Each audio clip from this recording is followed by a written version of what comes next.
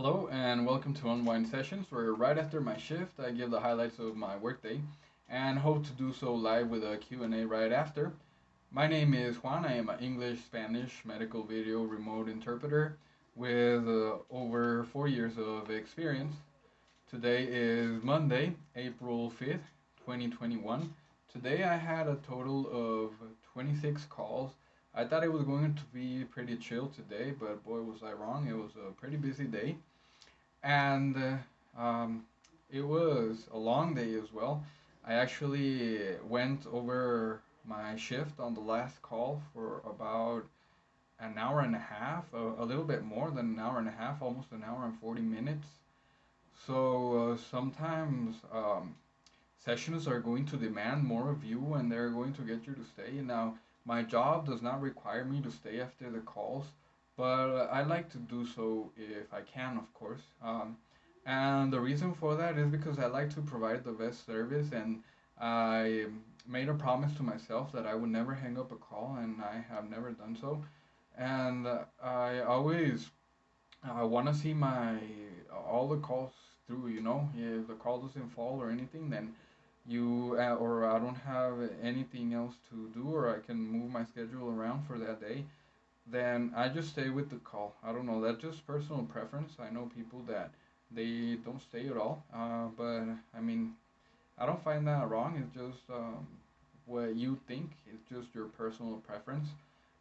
And I had a meeting with the rest of Interpret Your World today, and I actually had to scoot it up to like an hour and a half later. But everything went well. We're cooking some really good new things for you guys. I hope that you guys will enjoy. We'll let you know in the future about them. But moving on, there were two sessions that were noteworthy today. One of them was that the provider and the patient's son, out of nowhere, I was speaking to the provider and the patient's daughter, but out of nowhere, the patient's son comes out and started having a conversation with the provider in English. And I didn't interrupt or anything because they were very fluent and they were speaking back and forth and they had this whole conversation. And I've already mentioned what I do when this happens before. But I'm gonna tell you anyways what I did this time. It was kind of similar, but what happened was that after a while, the doctor said, "Oh, I'm sorry, interpreter. I know that that was a lot for you to interpret, but can you just go ahead and interpret what we said to the daughter?" And of course, I let her know that I was not able to interpret a whole conversation. And she was very nice about it. She said, "No, I know, and I'm sorry that I asked you to do that, but it's enough if you just give a summary of what was said." And be careful with summary, guys, because you're gonna summarize. You're not supposed to summarize, first of all, and maybe what you summarize is not the important parts that the doctor wants you to summarize. So if they ever ask you to summarize, what I personally will do, and I suggest you do as well, because it's going to save you a lot of trouble, is when they ask you to summarize something, tell them no, that you cannot summarize anything. You can only interpret exactly what was said, and of course, you're not going to tell them like that. No, I can't summarize. You're going to let them know, I'm sorry, ma'am, this is the interpreter speaking, but I am not able to summarize because if I summarize, there might be a lot of details and a lot of important points that you're trying to transmit that I maybe in my summary do not find that important and do not say to the patient or to the person. And they will understand because it's true. I mean, what is important for the patient, for the doctor to give in a summary, might not be important to you. And plus, if the information is so long, you're gonna miss a lot of points. So what I said was exactly that. I let the provider know that I couldn't interpret whole conversations, and I let her know that I couldn't summarize on my own because there could be details that I would be missing, and I let her know if she could give me a summary of what she wanted me to tell the daughter, and I would gladly give her the summary. And she was very kind enough to actually give me the summary and in short sentences. So that just made my job much, much easier. The key points that the doctor wanted me to interpret were said, and nothing was left out. And I felt like this was a very good call and a very good example that there are gonna be times, like I've said before, when they ask you for something that goes beyond your ability, and I mean, you're just gonna have to let them know, and they're people, they understand, and they are going to work with you most of the time. You're sometimes gonna get people in a bad mood, but don't let that rub on you. Just let it rub off you and just continue with the session. And like last time, I think it was similar to what I did last time, but I really can't remember what I said last time, but I think it was pretty similar. I think that the only difference here is that I told the provider that she would actually have to give a summary. But I mean, there's gonna be a lot of similar situations, and there's gonna be a lot of ways to handle them. And you don't have to handle it like I handled it. This is just an example. It's personal preference, and the main point is that you actually transmit the message that is said, and you give the best service. But if you find another way to do it, then that's great. If it works for you, then who cares if it doesn't work for anyone else, you know? As long as it works for you. So everything that I tell you and everything that I say in these videos, I hope that you can build upon it and build your own interpreting style or your own customer service style, and that you actually grow from these ideas that I'm giving you and you don't stay stuck on just what I'm saying. And the last thing that I'm going to talk about today is something that I hate when it happens, because I feel like this is a point where I really like lack, or maybe it's my style, you know, because like I've said before, I have it in my mind that the best interpreter is the interpreter that you don't even feel that it's even there. Like the conversation is going on, and the client and the both clients actually don't even feel like you're there. It's like if they're having a conversation with each other. So what happened today was that the patient was answering and not giving me the time to interpret. The patient was answering like yes, no, and stuff. And when the patient answered, um, like I said, you had to adapt in every situation. So when the patient answered, she was giving answers that made it clear to me that the patient was understanding what the doctor was saying from the answers that she was giving. So when this happens, what I do is I let the LEP, or the LEP in this case, tell me if she wants me to interpret or not.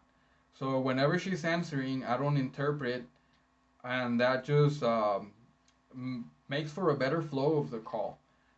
Because if you have to interpret it, I feel like you're insulting the patient, like you're telling them that they don't know, that they did not understand. When it's clear that they're answering and their answers match the questions, so they do understand. So I don't find a need to interpret. And when they don't understand something, or when they answer something that is not congruent with what was asked, then I go ahead and interpret. But in those sessions, I let the LEP actually be the guide and to tell me what I need to interpret and what I don't. But sometimes I get in trouble. What happened today was that the patient was answering and not giving me time to interpret, like I've already stated.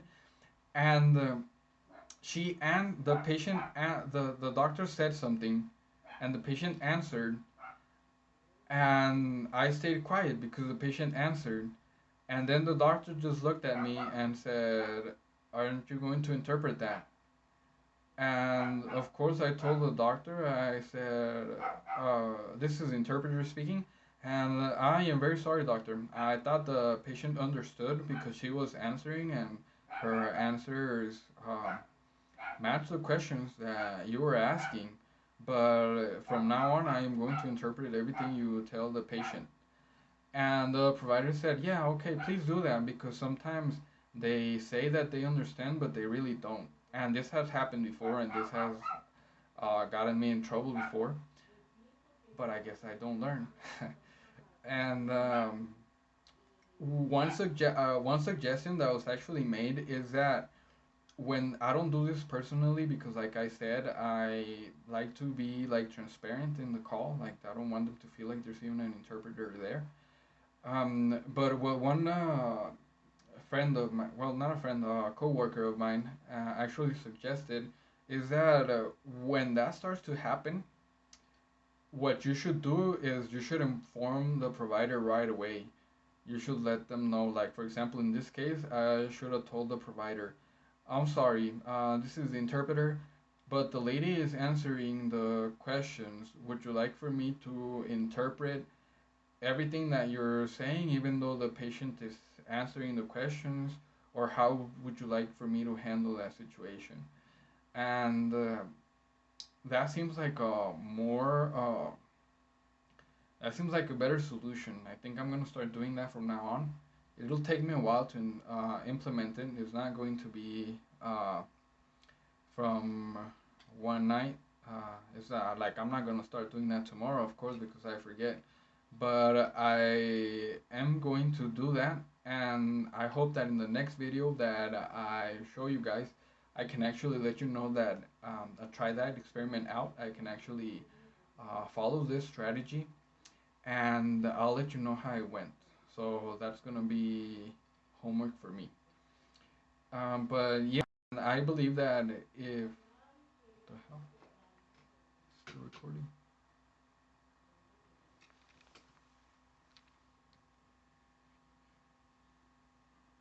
I don't know if it's still recording. Hold on.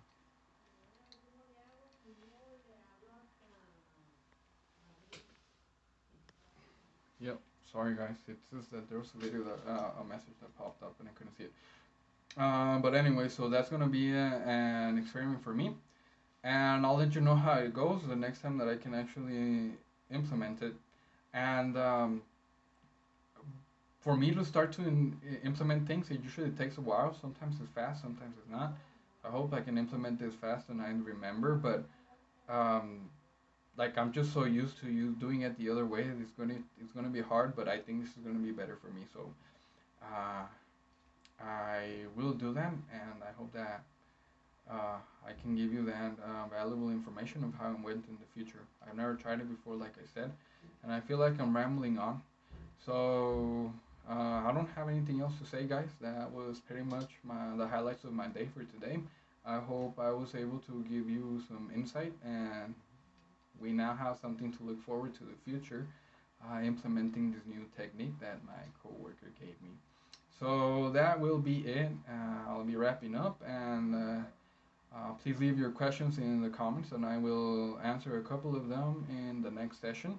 Remember that I will be here every Monday through Friday from 6 p.m. to around 6:20 Mountain Time when I am live, of course. And thank you so much for watching. Please like, subscribe, and if you liked the video and have not done so, subscribe for more content and do not forget to share.